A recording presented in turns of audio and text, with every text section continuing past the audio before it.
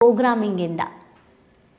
ಅದನ್ನು ನೀವು ಮಾಡ್ಕೋಬೋದು. ಅದನ್ನು ಹೇಳಿದಾಗ ನಾನು ಅವ್ರಿಗೆ ಹೇಳ್ತೀನಿ, ಹಾಂ ಇದು ನಾನು ಪ್ರೋಗ್ರಾಮಿಂಗ್ ಮಾಡ್ಕೊಂಡಿರೋದು. ಅದನ್ನು ಅಧ್ಯಾತ್ಮದ ಪ್ರಾಕ್ಟೀಸ್ಗಳಲ್ಲಿ ಪ್ರೋಗ್ರಾಮಿಂಗ್ ಮಾಡ್ತಾ ಹೋಗ್ಬೇಕು. ಹೇಗೇಗೋ ಪ್ರೋಗ್ರಾಮಿಂಗ್ ಮಾಡ್ಕೊಳ್ಳೋದು ಅಲ್ಲ, ಅದಕ್ಕೊಂದು ಸಿಸ್ಟಮ್ ಅಂತ ಇದೆ, ಅದ್ರ ಮೂಲಕ ಮಾಡ್ಕೋಬೇಕು. ಸೊ ಅವಾಗ ನಾನು ಅವ್ರಿಗೆ ಹೇಳ್ತೀನಿ, ನೀವು ಹೀಗೆ ಪ್ರೋಗ್ರಾಮಿಂಗ್ ಮಾಡ್ಕೋಬೋದು ಅಂತ. ಸೊ ಇಲ್ಲಿ ಪ್ರೋಗ್ರಾಮಿಂಗ್ನೇ ಅವಾಗಿನ ಇದರಲ್ಲಿ ಇದನ್ನು ಹೇಳ್ತಾ ಇದ್ದಾರೆ. ಓಕೆ, ಸೊ ನಾನು ಮಾಡ್ಕೊಂಡಿರೋ ಪ್ರೋಗ್ರಾಮ್ ಏನಂದರೆ ಆಮ್ ಎ ಸಜೆಷನ್ ಬಾಕ್ಸ್ ಅಂಥೇಳಿ ನಾನೊಂದು ಪ್ರೋಗ್ರಾಮಿಂಗ್, ಅಂದರೆ ಯಾರಿಗಾದರೂ ಏನಾದರೂ ಪ್ರಾಬ್ಲಮ್ ಅಂತ ಇದ್ದರೆ ನನ್ನ ಮೂಲಕ ಕೊಡುವಂತಹ ಸಲಹೆಗಳು ಸರಿಯಾಗಿರ್ಲಪ್ಪ, ಸರಿಯಾಗಿ ಇದ್ದಾರೆ ಅಂತ ಇವ್ರಿಗೆ ಒಂಥರ ವಿಚಿತ್ರ ಒಂದು ಅನುಭವ, ಹೊಸದಾಗಿ ಅಲ್ವಾ. ಸೊ ಮಾತಾಡ್ಸೋಕ್ಕೆ ಸ್ಟಾರ್ಟ್ ಮಾಡಿ ಫ್ರೆಂಡ್ಶಿಪ್ ಅಂದರೆ ಫ್ರೆಂಡ್ ಮಾಡ್ಕೊಂಡ್ರು ಎಲ್ಲರೂ. ಅವ್ರೇನು ಮಾಡಿದ್ರು, ತಗೊಳ್ಳಿ ನಮ್ಮ ಹಣ್ಣುಗಳನ್ನ ತಿನ್ನಿ ಅಂತ ಹೇಳಿ ಸ್ವೀಟ್ಗಳನ್ನ ಕೊಟ್ಟರು, ಸಿಹಿ ತಿಂಡಿಗಳು. ಇವ್ರು ಸಿಹಿ ತಿಂಡಿ ತಿಂದ ತಕ್ಷಣ ಇವ್ರಿಗೇನು ಅನ್ನಿಸ್ತು, ಇದೆಲ್ಲೂ ಕಾಡಲ್ಲಿ ತಿಂದಂಗೆ ಇಲ್ವಲ್ಲ, ಆದರೆ ಏನೋ ರುಚಿಯಾಗಿದೆಯಲ್ಲ ಅಂತ ನಾಲ್ಗೆ ಏನು ಮಾಡ್ತು, ಸ್ಟಾರ್ಟ್ ಮಾಡ್ತು ಮತ್ತೆ ಬೇಕು ಅಂತ. ಓಕೆ, ಅದಕ್ಕೆ ಹೇಳೋದು, ಇಂದ್ರಿಯಗಳನ್ನು ಕಂಟ್ರೋಲ್ ಮಾಡಲಿಲ್ಲ ಅಂದರೆ ಹಿಂಗೆಲ್ಲ ಆಗುತ್ತೆ. ಆ್ಯಂಡ್ ಇಂದ್ರಿಯಗಳನ್ನು ಇಲ್ಲಿ ನಾನು ಇನ್ನೊಂದು ಕಲ್ತ್ಕೊಂಡೆ, ಏನು ಗೊತ್ತಾ, ಈ ಮಕ್ಕಳುಗಳಿಗೆ ನಾವು ಅದು ಮಾಡಬಾರ್ದು ಇದು ಮಾಡಬಾರ್ದು ಅಂತ ತುಂಬ ರಿಸ್ಟ್ರಿಕ್ಟ್ ಮಾಡಿದಾಗ ಕ್ಯೂರಿಯಾಸಿಟಿಗೆ ಬ್ಯಾಡ್ ಹ್ಯಾಬಿಟ್ಸ್ಗಳನ್ನ ಜಾಸ್ತಿ ಮಾಡೋಕ್ಕೆ ಹೋಗ್ತಾರೆ. ಸೊ ಅದಕ್ಕೆ ಒಂದ್ಸಲ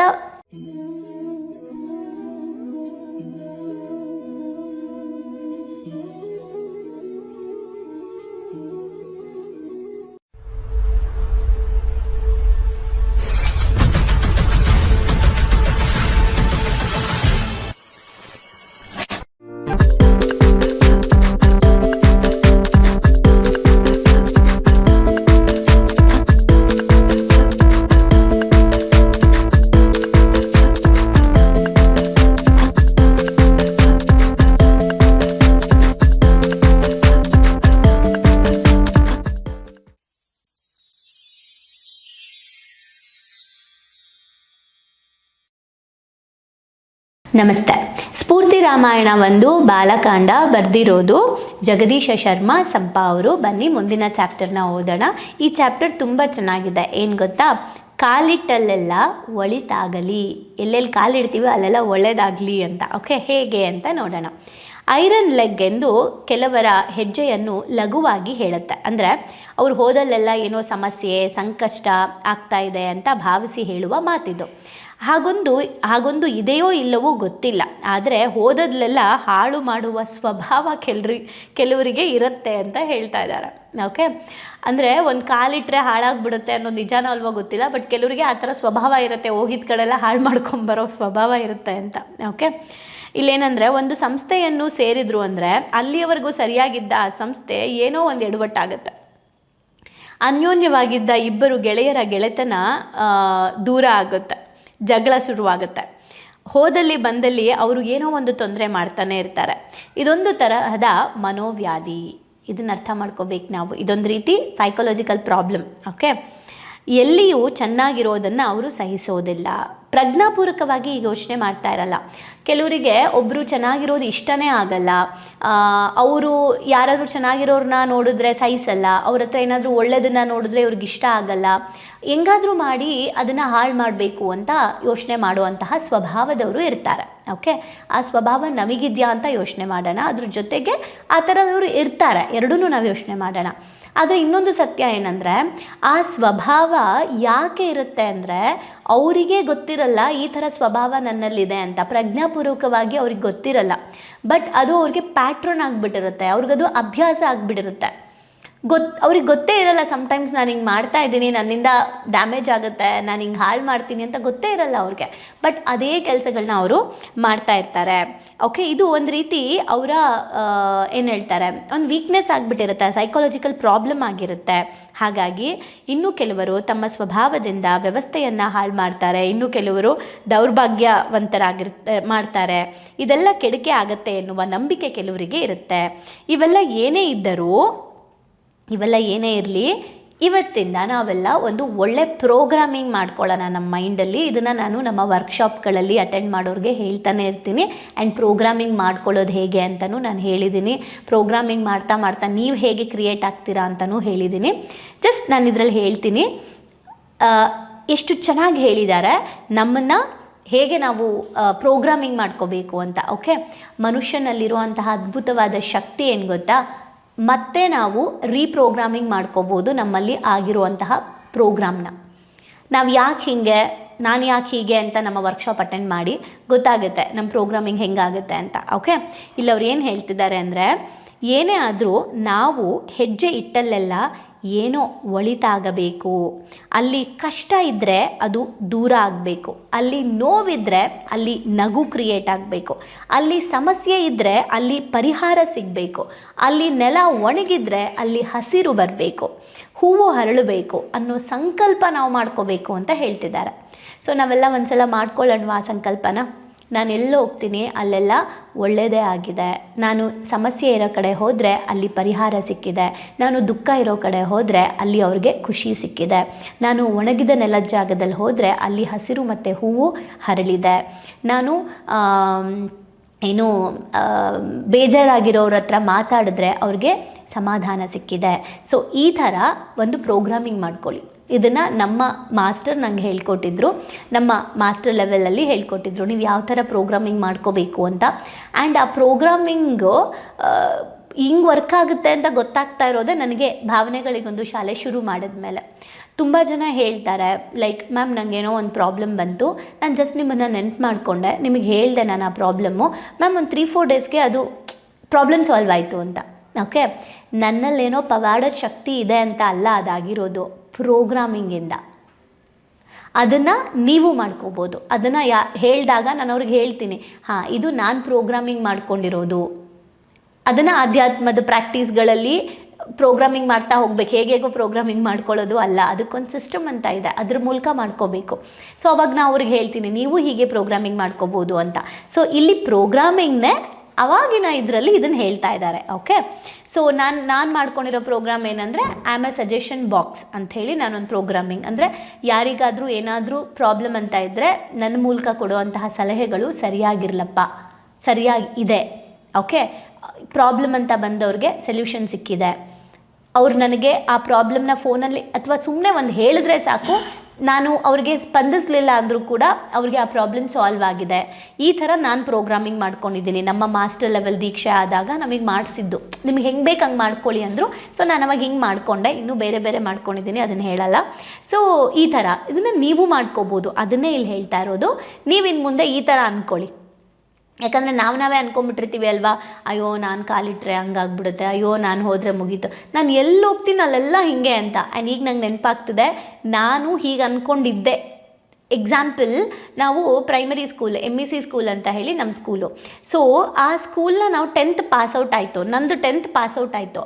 ನಂದು 10th ಪಾಸ್ಔಟ್ ಆದಮೇಲೆ ಸ್ಕೂಲ್ ಸಿಕ್ಕಾಪಟ್ಟೆ ಇಂಪ್ರೂವ್ ಆಗೋಯಿತು. ಅಂದರೆ ಏನು ಹೇಳ್ತಾರೆ, ಇದು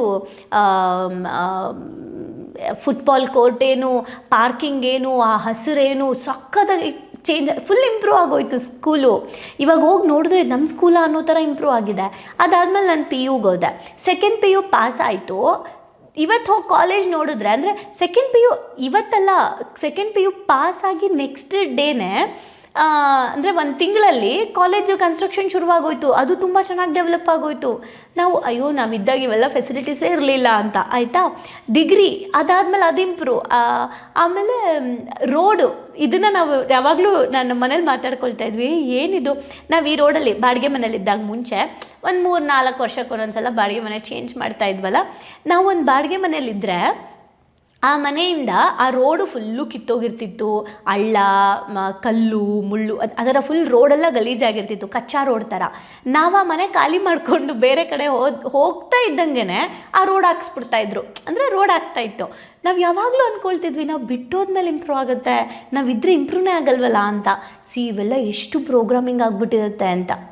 ಯಾವಾಗ ನನಗೆ ಪ್ರೋಗ್ರಾಮಿಂಗ್ ಬಗ್ಗೆ ಗೊತ್ತಾಯಿತು, ಈಗ ನನ್ನ ಮಗನಿಗೆ ಹೇಳ್ತಾ ಇರ್ತೀನಿ, ಎಲ್ಲ ನಾನು ಎಲ್ಲಿ ಹೋಗ್ತೀನಿ ಅಲ್ಲೆಲ್ಲ ಒಳ್ಳೇದಾಗಿದೆ, ನಾನು ಎಲ್ಲಿ ಹೋಗ್ತೀನಿ ಅಲ್ಲೆಲ್ಲ ಖುಷಿ ಇದೆ, ನಾನು ಎಲ್ಲಿ ಹೋಗ್ತೀನಿ ಅಲ್ಲೆಲ್ಲ ಹ್ಯಾಪಿನೆಸ್ ಸ್ಪ್ರೆಡ್ ಮಾಡ್ತೀನಿ, ನಾನು ಎಲ್ಲಿ ಹೋಗ್ತೀನಿ ಅಲ್ಲೆಲ್ಲ ಈ ಥರ ಏನು ಹೇಳ್ತಾರೆ ಪ್ರೋಗ್ರಾಮಿಂಗ್ ಮಾಡ್ಕೊಳ್ಳೋದಕ್ಕೆ ಅವನಿಗೂ ಹೇಳ್ಕೊಡ್ತಾ ಇದ್ದೀನಿ. ನನಗೆ ಗೊತ್ತಿರಲಿಲ್ಲ ಅಂದರೆ ನನ್ನ ಮಗುಗೆ ಇದನ್ನು ಹೇಳ್ಕೊಡ್ತಿರ್ಲಿಲ್ಲ. ಯಾಕೆ ನಾನು ತಂದೆ ತಾಯಿಗಳು ಫಸ್ಟ್ ಭಾವನೆಗಳಿಗೊಂದು ಶಾಲೆಗೆ ಸೇರ್ಕೊಳ್ಳಿ ಅಂದರೆ, ನಿಮಗೆ ನೀವೇನು ಕೊಟ್ಕೋತೀರ ಅದು ಒಂದು ಗಿಫ್ಟ್ ಆದರೆ ನಿಮ್ಮ ಮಕ್ಕಳಿಗೆ ಕೊಡ್ತೀರಲ್ಲ ಅದು ಲಾಂಗ್ ಟರ್ಮ್, ಅದು ತುಂಬ ಇಂಪಾರ್ಟೆಂಟ್. ನಾನು ಕಲೀಲಿಲ್ಲ ಅಂದಿದ್ರೆ, ತುಂಬ ವರ್ಕ್ಶಾಪ್ಸ್ಗಳು, ಕಲಿಕೆಗೆ ನಾನು ಸಮಯ ಕೊಡಲಿಲ್ಲ ಅಂದಿದ್ರೆ, ಕಲಿಕೆಗೆ ಹಣ ಕೊಡಲಿಲ್ಲ ಅಂದಿದ್ರೆ, ಕಲಿಬೇಕು ಅನ್ನೋ ನಿರ್ಧಾರ ಮಾಡಿಲ್ಲ ಅಂದಿದ್ರೆ, ಇವತ್ತು ನನ್ನ ಲೈಫು ಹೇಗಿರ್ತಿತ್ತು ಅಂದರೆ ನನ್ನ ಮಗು ಲೈಫ್ ನೋಡಿದಾಗ ಮುಂದೆ ಒಂದಿನ ನನ್ನ ಮಗನ ಲೈಫ್ ಹಿಂಗಾಗೋಯ್ತು, ನನ್ನ ಮಗ ಈ ಥರ ಆಗಿಬಿಟ್ಟ, ನನ್ನ ಮಗ ಈ ಥರ ಆಗ್ತಾನೆ ಅಂತ ನಾನು ಅಂದ್ಕೊಂಡಿರಲಿಲ್ಲ ಅಂತ ಮುಂದೆ ನಾನು ತಾಯಿಯಾಗಿ ಚಿಂತೆ ಮಾಡಬಾರ್ದು. ಅಂದರೆ ಈಗ ನಾನು ನಿಜವಾಗ್ಲೂ ತಾಯಿ ಅಂದರೆ ಏನು ಅಂತ ಅರ್ಥ ಮಾಡ್ಕೋಬೇಕು, ತಾಯಿಯ ರೆಸ್ಪಾನ್ಸಿಬಿಲಿಟಿ ಏನು ಅಂತ ಅರ್ಥ ಮಾಡ್ಕೋಬೇಕು. ಅದೆಲ್ಲ ನಮ್ಮ ಭಾವನೆಗಳಿಗೊಂದು ಶಾಲೆ ಸ್ಟೆಪ್ ಬೈ ಸ್ಟೆಪ್ ಕಲಿಸ್ತಾ ಇದೆ. ಸೊ ನಮ್ಮ ಉದ್ದೇಶನೇ ನಮ್ಮ ಒಂದು ಭವಿಷ್ಯ, ಕರ್ನಾಟಕದ ಭವಿಷ್ಯ ನಿರ್ಮಾಣ ಆಗಬೇಕು ಅಂತ. ರಾಮಾಯಣದಿಂದ ಇವೆಲ್ಲ ಸಿಕ್ಕಿದೆ ಅಂದರೆ ಜಸ್ಟ್ ಥಿಂಕ್ ಮಾಡಿ, ರಾಮಾಯಣದಲ್ಲೂ ಇದನ್ನೇ ಹೇಳಿರೋದು. ರಾಮರಾಜ್ಯ ಮಾಡಬೇಕು ಅಂದರೆ ಈ ಕನಸು ಎಲ್ಲರಲ್ಲೂ ಬರಬೇಕಲ್ವ. ನಾನು ಎಷ್ಟು ಎಕ್ಸೈಟ್ಮೆಂಟಲ್ಲಿ ಹೇಳ್ತಾ ಇರ್ತೀನಿ ಗೊತ್ತಾ, ಲೈಕ್ ಇದೆಲ್ಲ ಕೇಳಿಸ್ಕೊಳ್ತಾ ಅಬ್ಬಾ ಹಾಗೆ ಹಿಂಗೆಲ್ಲ ಹೇಳ್ತಾ ಇರ್ತೀನಿ. ನಂಗೆ ಗೊತ್ತಿಲ್ಲ ಎಷ್ಟು ಜನ ನೀವು ಹಂಗೆ ನೋಡ್ತೀರಾ ಅಂತ. ನಿಜವಾಗ್ಲೂ ನೀವು ಅದೇ ಎಕ್ಸೈಟ್ಮೆಂಟಲ್ಲಿ ತೊಗೊಳ್ತಾ ಇದ್ದರೆ ನಾನು ಎಕ್ಸೈಟ್ ಆಗಿದ್ದೀನಿ ಅಂತ ಒಂದು ಕಮೆಂಟ್ ಮಾಡಿ, ನನಗೆ ಗೊತ್ತಾಗುತ್ತೆ ಅಥವಾ ನಾನು ಮಾತ್ರ ಹಿಂಗೆ ಅಂತ ಆಮೇಲೆ ನಾನು ಯೋಚನೆ ಮಾಡಬೇಕಾಗತ್ತೆ. ನಾನು ಹಿಂಗೆ ಆದರೂ ನಾನು ಹಿಂಗೆ ಇರ್ತೀನಿ, ಓಕೆ, ಒಳ್ಳೆಯದಾಗಿದ್ದರೆ. ಸೊ ಇಲ್ಲಿ ನಾವು ನೋಡಬೇಕು, ನಾವು ಕೂಡ ಎಲ್ಲೇ ಹೋದರೂ ಬರೀ ಒಳ್ಳೊಳ್ಳೆದನ್ನೇ ಸಂಕಲ್ಪ ಮಾಡ್ಕೋಬೇಕು. ಆ ಥರದ ಒಂದು ಪ್ರಸಂಗ ರಾಮಾಯಣದಲ್ಲಿ ಒಂದು ಸ್ಟೋರಿ ಇದೆ. ಸೊ ಈಗ ಅದೇನು ಅಂತ ನೋಡೋಣ. ಮಕ್ಕಳಿರದ ಕೊರತೆಯ ದಶರಥ ಅದರ ನಿರ್ವಹಣೆಗೆ ಅಶ್ವಮೇಧ ಯಾಗವನ್ನು ಮಾಡಬಹುದು ಅಂತ ಯೋಚನೆ ಮಾಡಿದ್ರು. ಅದರ ಸಿದ್ಧತೆಯಲ್ಲಿರುವಾಗ ಮಂತ್ರಿ ಸುಮಂತ್ರ ಅವರಿಗೆ ಒಂದು ರಹಸ್ಯ ಗೊತ್ತಿತ್ತು. ಅದೇನೆಂದರೆ ಋಷಿಶೃಂಗನ ಬಗ್ಗೆ ಹೇಳಿದ್ರು. ಋಷಿಶೃಂಗ ಅಂತ ಹೇಳಿ ಒಬ್ಬರಿದ್ದರು, ಅವ್ರ ಬಗ್ಗೆ ಅವ್ರ ಕಥೆಯನ್ನು ದಶರಥಂಗೆ ಹೇಳಿದ್ರು. ಏನದು ಅಂದರೆ ಹಿಂದೆ ನಡೆದ ಒಂದು ಘಟನೆ ಅದು. ನಾನು ಇದನ್ನು ಪುರಾಣಗಳಲ್ಲಿ ಕೇಳಿದ್ದು, ಋಷಿಗಳ ಸನ್ನಿಧಿಯಲ್ಲಿ ನಾನು ಕೇಳಿದ್ದಿದ್ದು. ಇದನ್ನು ಹೇಳಿದ್ದು ಭಗವಾನ್ ಸನತ್ ಕುಮಾರ. ಓಕೆ, ಅಲ್ಲಿ ನಿನಗೆ ಸಂತಾನವಾಗುವುದು ಹೇಗೆ ಎನ್ನುವ ಮಾತು ಬಂದಾಗ ಅವರು ಇದನ್ನು ಹೇಳಿದ್ರು. ಕಶ್ಯಪರ ಮಗ ವಿಂಭಾಡಕ ಅವರಿಗೆ ಋಷಶೃಂಗ ಎನ್ನುವ ಮಗ ಹುಟ್ಟುತ್ತಾನೆ. ಅವನು ಕಾಡಿನಲ್ಲಿಯೇ ಹುಟ್ಟಿ ಅಲ್ಲಿಯೇ ಬೆಳೆದು ಅಲ್ಲಿಯೇ ಬದುಕುತ್ತಿರುವವ. ತಂದೆಯನ್ನು ಹೊರತುಪಡಿಸಿ ಅವನಿಗೆ ಬೇರೆ ಏನೂ ತಿಳಿದಿಲ್ಲ. ಅಗ್ನಿಯ ಉಪಾಸನೆ, ತಂದೆಯ ಸೇವೆ ಇವೆರಡೇ ಅವನಿಗೆ ತಿಳಿದಿರುವುದು. ಇದೇ ಕಾಲದಲ್ಲಿ ಅಂಗ ದೇಶಗಳಲ್ಲಿ ರೋಮಪಾದ ಎಂಬ ರಾಜನಿದ್ದ. ಅಂಗ ಅನ್ನೋ ದೇಶದಲ್ಲಿ ರೋಮಪಾದ ಅನ್ನೋ ಒಬ್ಬ ರಾಜ ಇದ್ದ. ಅವನ ಧರ್ಮವನ್ನು ಉಲ್ಲಂಘಿಸಿದ ಪರಿಣಾಮ ಅವನ ದೇಶದಲ್ಲಿ ಮಳೆಯೇ ನಿಂತು ಹೋಗಿತ್ತು. ಅವನು ಆ ರಾಜ ಧರ್ಮವನ್ನು ಉಲ್ಲಂಘಿಸಿದ ಪರಿಣಾಮ ಅವರ ಒಂದು ರಾಜ್ಯದಲ್ಲಿ ಮಳೆನೇ ಬಂದಿರಲಿಲ್ಲ. ಈ ಒಂದು ಮಳೆ ಬರದೇ ಇರೋ ಕಾರಣ ಆ ಒಂದು ರಾಜ್ಯ ಅನಾವೃಷ್ಟಿಗೆ ಸಿಗಾಕೊಂಡು ಇಡೀ ದೇಶ ತೊಂದರೆಯಲ್ಲಿ ಸಿಕ್ಕಾಕ್ಕೊಂಡಿತ್ತು. ಆ ಟೈಮಲ್ಲಿ ರೋಮಪಾದ ದುಃಖದಿಂದ ಇದ್ದಾಗ ಅವರಿಗೆ ಈ ಥರದ ಒಂದು ವಿಷಯ ತಿಳಿಯಿತು. ಅದೇನೆಂದರೆ ವಿಂಭಾಡಕರ ಪುತ್ರ ಋಷಿಶೃಂಗನನ್ನು ಹೇಗಾದರೂ ಮಾಡಿ ನಮ್ಮ ರಾಜ್ಯದ ಒಳಗಡೆ ಕಾಲಿಡಿಸ್ಬೇಕು. ನಮ್ಮ ರಾಜ್ಯದ ಬಾರ್ಡರ್ ದಾಟಿ ನಮ್ಮ ರಾಜ್ಯಕ್ಕೆ ಋಷಿಶೃಂಗ ಕಾಲಿಟ್ಟ ತಕ್ಷಣ ನಮ್ಮ ರಾಜ್ಯ ಸುಭಿಕ್ಷ ಆಗುತ್ತೆ, ನಿನ್ನ ಶಾಪ ಕಳೆಯುತ್ತೆ. ಯಾಕಂದರೆ ಆ ವ್ಯಕ್ತಿಯ ಕಾಲ್ಗುಣ ಅಂಥದ್ದು ಅಂತ ಇವ್ರಿಗೆ ಹೇಳಿದ್ರು. ಯಾರಿಗೆ? ರೋಮಪಾದ ಅನ್ನೋ ರಾಜನಿಗೆ. ಆಗ ರೋಮಪಾದ ಅವರು ಯೋಚನೆ ಮಾಡೋಕ್ಕೆ ಶುರು ಮಾಡಿದ್ರು, ಹೇಗೆ ಋಷಿಶೃಂಗನ ಕರ್ಸ್ಕೊಂಬರೋದು? ಅವನಿಗೆ ಇವೆಲ್ಲ ಗೊತ್ತಿಲ್ಲ. ಋಷ್ಯಶೃಂಗ. ಓಕೆ, ಸೊ ಇವ್ರಿಗೆ ಗೊತ್ತಿಲ್ಲ, ಋಷ್ಯಶೃಂಗನಿಗೆ ಬೇರೆ ಏನೂ ಗೊತ್ತಿಲ್ಲ. ಅಂಥವನ್ನ ಹೇಗೆ ಕರ್ಕೊಂಬರೋದು ಅಂತ ಯೋಚನೆ ಮಾಡಬೇಕಾದ್ರೆ ಐಡಿಯಾ ಮಾಡಿದ್ರು. ಏನಂದರೆ ಅವನಿಗೆ ಸುಖಗಳು ಭೋಗಗಳು ಗೊತ್ತಿಲ್ಲ, ನಾವು ಅದ್ರ ಪರಿಚಯ ಒಂಚೂರು ಮಾಡೋಣ, ಆಮೇಲೆ ನಿಧಾನಕ್ಕೆ ಸೆಳ್ಕೊಂಬರೋಣ ನಮ್ಮ ಕಡೆಗೆ ಅಂತ ಯೋಚನೆ ಮಾಡಿ ಅವ್ರು ಏನು ಮಾಡಿದ್ರು, ಒಂದು ಸ್ವಲ್ಪ ಜನ ಹುಡುಗೀರನ್ನ ಕಳಿಸಿ ಹಣ್ಣುಗಳು ಸಿಹಿ ತಿಂಡಿಗಳನ್ನೆಲ್ಲ ಕಳಿಸಿದ್ರು. ಸೇಮ್ ಋಷ್ಯಶೃಂಗ ಅವರು ಒಂದು ಕಡೆ ಬರಬೇಕಾದ್ರೆ ಅಲ್ಲಿ ಇವ್ರನ್ನೆಲ್ಲ ನೋಡಿ ಕಾಡಲ್ಲಿ ನಾಡು ಪ್ರಾಣಿ ಕೂಡ ನೋಡಿರಲಿಲ್ಲ ಋಷ್ಯಶೃಂಗ. ಓಕೆ, ಬರೀ ಅವರಪ್ಪ ಅವರು ಕಾಡು ಪ್ರಾಣಿ ಅಷ್ಟೇ ಗೊತ್ತು.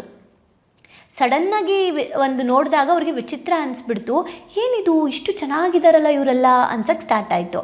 ಅವಾಗ ಅವ್ರು ಏನು ಮಾಡಿದ್ರು, ಲೈಕ್ ಹಾಗೆ ಮಾತಾಡ್ತಾ ಅವ್ರು ಬಂದು ನಿಮ್ಮ ಹೆಸರೇನು ಅಂತ ಕೇಳಿದಾಗ ಯಾರೋ ಬಂದು ನನ್ನ ಮಾತಾಡಿಸ್ತಾ ಇದ್ದಾರೆ ಅಂತ ಇವ್ರಿಗೆ ಒಂಥರ ವಿಚಿತ್ರ ಒಂದು ಅನುಭವ, ಹೊಸದಾಗಿ ಅಲ್ವಾ.